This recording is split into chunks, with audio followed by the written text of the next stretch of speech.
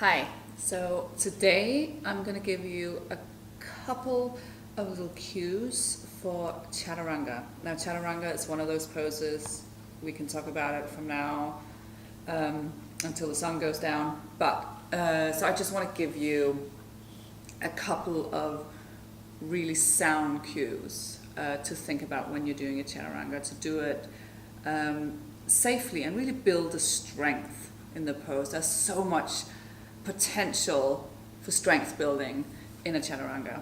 As always, this is your body. Listen to your body. I'm not there with you. I can't see what's going on. So if something is feeling really painful, then don't do it. Maybe modify. That's always my most important advice.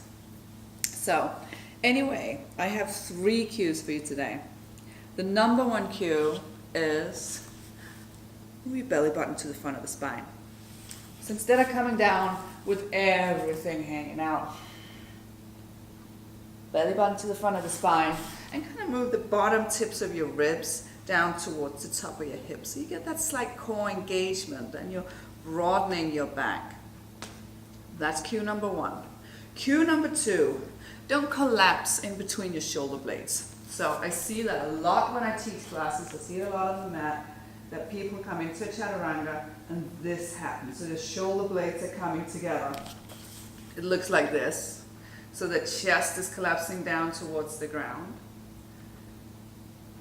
Keep that space in between your shoulder blades. So you can see the difference here as I'm going down. Now I'm collapsing. And now I'm not. It's a lot harder, this. But that's where we want to go. And if you ever need to put the knees down on the mat in a chaturanga, go for it. You're still going to get that same strength building.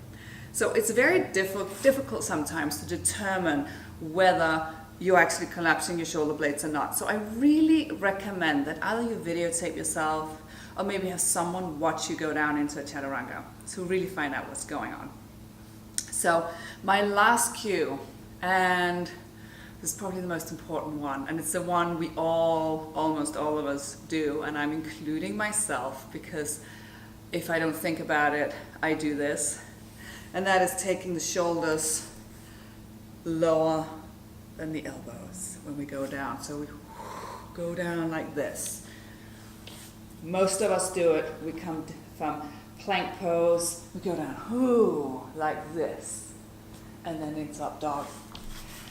Now, the reason we don't want to do that is this is called a long bone. Now the rule about our long bones are when one end goes up, the other one goes down. So when this end of this bone right here in your arm starts going up, the other end starts going down, causing this in your shoulder blades, and not in your shoulder blades, in your shoulders. So you notice, do you ever want to be like this in yoga? Not really. You always want to keep strong and shoulders back. And again, when I say back, I don't mean collapsing the shoulder blades, not like this back. Just strong and stable. So this is the number 1 reason there are so many shoulder injuries in yoga, and the number 1 reasons are badly done chaturangas. So this is the one you really need to pay attention to, and it's the easiest one to do wrong. So when you come down into a chaturanga, just stay a little higher than you normally would. See if you can just stay here. This is fine. And then move into your up dog. So that was my 3 most important cues, and these are the 3 cues that I see the most on the mat when I teach classes. These are the ones I have to cue the most. So I hope you've been able to use this.